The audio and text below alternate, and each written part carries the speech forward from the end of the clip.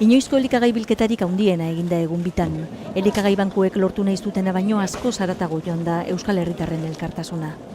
Oraindik ez dago dena zenbatuta, baina gutxi gora bera, Bizkaian 700 tonatik gora izango dira bildu diren jakiak. 400 Gipuzkoan, 200 Araban eta 410 tona Nafarroan.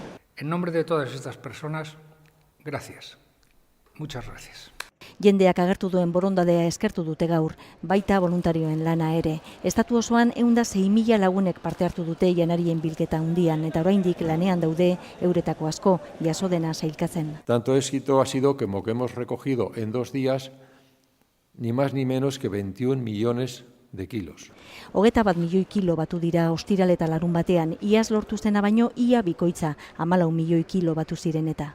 Datozen 3-4 hilabetetan banaketak egiteko beste. Y que los 365 días del año hacen el año muy largo. Urtea luzea dela diote eta beharrizanak handiak, Bizkaian esaterako 32.000 dira elikagaien bankuak ematen dietenari esker jaten dutenak. Eskuzabaltasuna neurtuz esan Bilbok 4. postuan dagoela estatuko hirien artean Madril, Bartzelona eta Sevillaren ostean. Elikagaien bankuak urte osoan ditu ateak zabalik elikagaiak emateko baita jasotzeko ere.